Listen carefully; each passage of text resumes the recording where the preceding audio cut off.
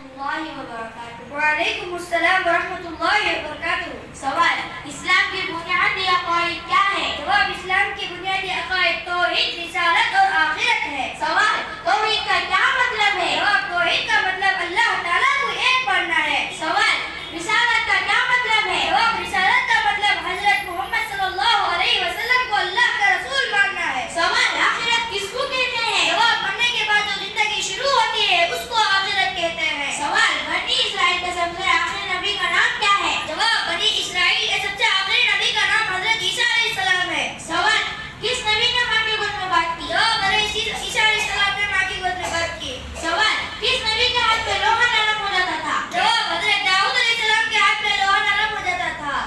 سوال، حضرت داؤد علیہ السلام کے بیٹے کون تھے؟ جواب، حضرت داؤد علیہ السلام کے بیٹے حضرت سلیمان علیہ السلام تھے۔ سوال، شاعر رسول کس صحابی کو کہا جاتا ہے؟ جواب، شاعر رسول حضرت حسان بن ثابت رضی اللہ عنہ کو کہا جاتا ہے۔ سوال، حضور صلی اللہ علیہ وسلم نے کس صحابی کو امت کا امین کہا ہے؟ جواب، حضور صلی اللہ علیہ وسلم نے حضرت ابو عبیدہ بن جراح رضی اللہ عنہ کو امت کا امین کہا ہے۔ سوال، عائشہ رضی اللہ عنہا کن کی بیٹی تھی؟ جواب، حضرت عائشہ رضی اللہ عنہا حضرت ابو بکر صدیق رضی اللہ عنہ کی بیٹی تھی۔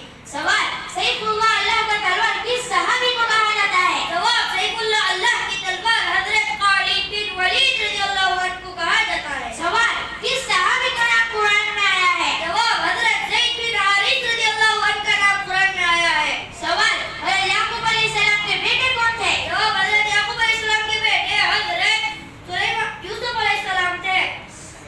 سوال، حضرت یوسف علیہ السلام کے کتنے بھائی تھے؟ جواب، حضرت یوسف علیہ السلام کے 11 بھائی تھے۔ سوال، حضرت یوسف علیہ السلام کے حقیقی بھائی کا نام بتاؤ۔ جواب، حضرت یوسف علیہ السلام کے حقیقی بھائی کا نام بنیامین ہے۔ سوال، حضرت یوسف علیہ السلام نے خواب میں کیا دیکھا؟ جواب، حضرت یوسف علیہ السلام نے خواب میں دیکھا کہ چاند، سورج اور 11 ستارے کو سجدے کرتے ہوئے دیکھا۔ سوال، حضرت یوسف علیہ السلام کس ملک کے حاکم تھے؟ جواب، حضرت یوسف علیہ السلام ملک مصر کے حاکم تھے۔